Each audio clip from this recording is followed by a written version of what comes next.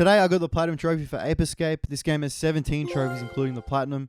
Ape Escape's obviously a PlayStation classic. It was originally released in 1999 alongside the DualShock controller to serve as a tutorial for how to use the brand new joysticks. This game is obviously very nostalgic to a lot of people. I actually never played it as a kid, but after playing the Ape Escape level in Astrobot, I knew I had to give it a crack. So here is the journey. I got a lightsaber? Hell yeah. The game's story is very straightforward. There's this guy named Spectre who has stolen a scientist's helmet that gives him super intelligence, and he uses his super intelligence to create more of the helmets and put them on apes, and then use a time machine to send the apes throughout time in the hopes of changing reality to the point that he's seen as like a god. He's basically Elon Musk. And you play as Spike, trying to go back in time and capture all the monkeys to stop that from happening. If you've never seen this game or played it before, the gameplay could not be more simple. You load into a level, there's enemies who will try and stop you from capturing the monkeys, and you use this net to walk up to the monkeys and capture them. The controls are actually a bit weird because obviously now we always know like X is always jump, R2 is always shoot, all that kind of stuff. But in this game, like R1's to jump, and to use the net, to put in direction, you actually have to use the joystick on the controller, which took a bit of getting used to because the camera's so weird. And you have to move it in the direction you're facing to capture the monkey. It can actually be a little bit confusing. But I captured my first monkey, and that got me my first trophy. My first trophy. Capture your first monkey. Okay. I think I get how the game works. After fiddling around with the level a bit more, I realized I could climb these trees. And at the top of this one was a Spectre coin, which is a type of collectible in this game. And I also got a trophy. Penny pincher. Collect your first Spectre coin. Alright, I don't know what the coins do. I assume some type of in-game currency. That was actually half correct. So Spectre coins are used to unlock mini-games in the game's main menu. There's 3 mini-games to be unlocked, and you need 40 Spectre coins to unlock all 3. It's important to do this as one, there's a trophy for collecting 40 Spectre coins, and there's also 3 trophies, one for playing each of those mini-games. So it's important to keep an eye out for the Spectre coins. As you play through the story, you'll also naturally unlock gadgets. The first gadget you unlock is the water net, which allows you to swim and also catch apes that may be in the water. Whenever you unlock a gadget, you're given a tutorial on how to use it, because everyone knows it's not the size of the gadget, it's how you use it. The tutorials are really simple, and upon beating them, you get a trophy.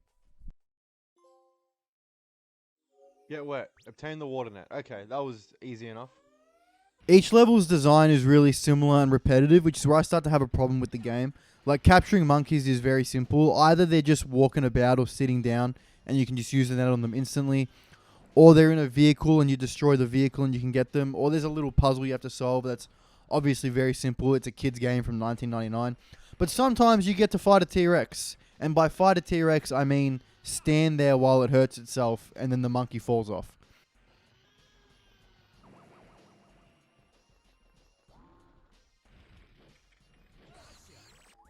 Not long after, I unlocked my next gadget, which was the radar dish. This was very simple to use. You just pointed it in a certain direction on the map, and it would show you if there was a monkey there, and depending on how loud it was, is how close the monkey is.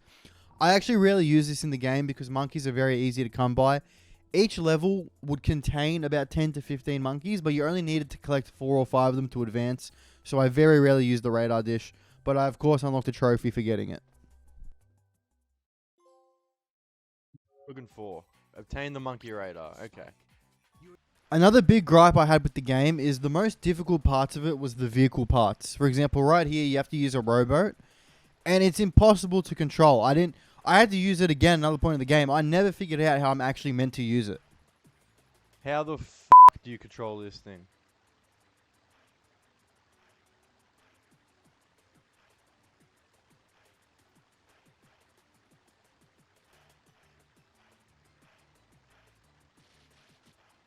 Why is this in the game?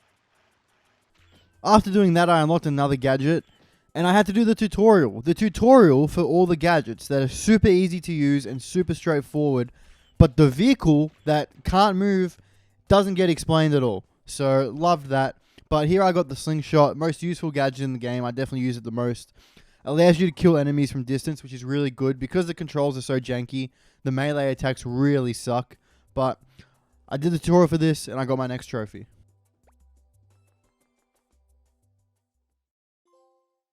Hands up. Obtain the slingshot. Amazing. Really not enjoying this game at all.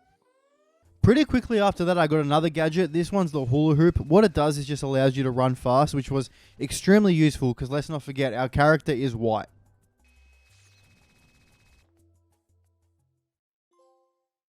Do the hula. Obtain the dash hoop. Okay.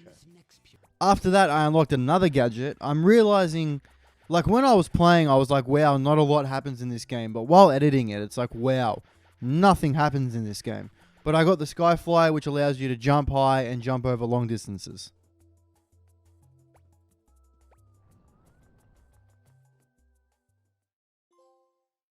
Take to the skies. Obtain the propeller. I can't lie, I'm so bored. Finally, I got a trophy that's not a gadget.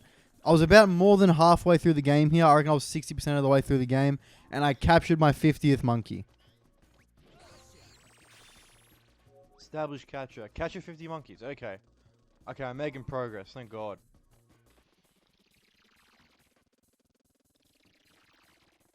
No. Boat again.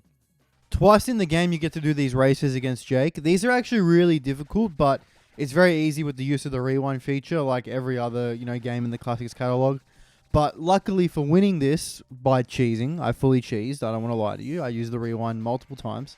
But by winning this, you're awarded 5 Spectre coins. This put me over 20 in total, which gave me a trophy. Oh, what's that for? Collect 20 Spectre coins. Okay, I just need 20 more. And I'm done with Spectre coins. After that, you go back to the future and find that Spectre's plan has worked, and he's now revered in the world as like a god-type figure. So you've got to go capture the apes again there and try to stop him. At this point, though, we also unlock another gadget, the RC car. You can use the RC car to get into small, hard-to-reach places. You can also use it to activate pressure pads. And you know what's great about this RCXD is you don't have to get a 3-kill streak to use it. And you're also not sitting there like an idiot in Nuketown waiting for someone to flank you and kill you in the house. So it's actually a lot more fun than the Call of Duty RCXDs.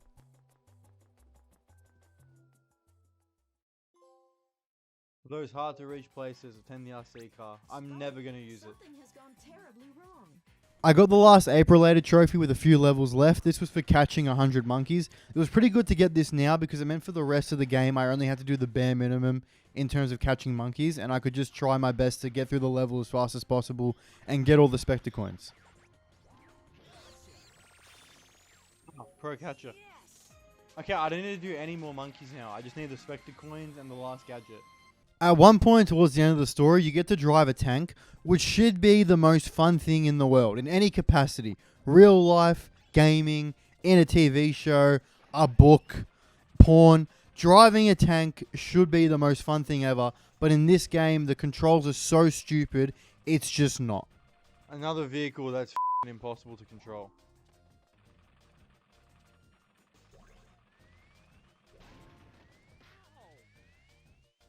Stupid, man. Right, it would help if you could control the thing. Right here, there's another boss fight against Spectre. All the boss fights in this game are kind of similar. All PlayStation 1 boss fights, or PlayStation 2, whatever console this was on, are all the same. It's always, like Crash Bandicoot was the same. It's like the enemy has an attack pattern, you wait it out, and then they expose their weakness and you hit it. So that's all you do here. But of course, winning this boss fight means more dialogue. Well done. I am impressed. I can't believe you made it this far. That's right. I won't be beaten by you. Now return all my friends. In the final level of the game, Spectre's captured all your friends and kept them captive in an amusement park. So you've got to go in and rescue them, which is good. The first one's the professor. He's a good lad. He was very thankful. Just a nice guy. See what I mean? Professor, are you hurt? No. Don't worry about me. I'm fine. How are you? Are you okay? But when you go to rescue the girl, she's just the worst person ever. If it was up to me, I would have left her. Hey, how's it going? Well, don't just stand there. Get me out of here. Bitch, I can't calm reach you down. from here. I've got to find a way in there. There must be a way in here somehow. walked me around. Do you guys think she sounds like Wendy from South Park? Or is it just me? Am I just stupid? After you beat Jake, you've got to climb your way up through this space station to fight Spectre. But on the way, I got my 40th Spectre coin and the trophy. Yes. Okay, that's all the Spectre coins. I've just got to unlock the last gadget now, which I think I get by beating this level. And then I'm pretty much done. After Spectre set up the game's sequel and you watch the credits, you can load back into the game and enter a level. This will then give you the next gadget, the final gadget of the game, Magic Punch, which is basically just King Hit Simulator. You do this, and you get the last gadget of the game, which I've already said. You get a trophy, basically. Is what I'm trying to say. I get a trophy here. Yes. Okay, I just need to get the last 3 trophies, which are just for playing mini games. Finally, I exited that level. Then I went to the part of the ship that has the mini games, and I got the last 3 trophies.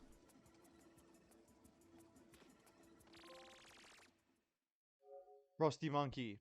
Okay, so I just got to go in and out of this. Warrior Monkey. 1 left. And this will be the platinum. Space Monkey. And wait for it. No ape can escape. Okay, great. I'm very happy to be done. So that was Ape Escape's Platinum. Took me 7.5 hours. I think I would have enjoyed it a lot more if I'd had nostalgia on my side. I just found it very boring. The gameplay is very repetitive. It's definitely a victim of its time, this game. But, you know, it's still a classic for a reason. A lot of people love it. I definitely recommend playing it. As long as you don't play it in, like, one sitting like I did, you might find it really enjoyable.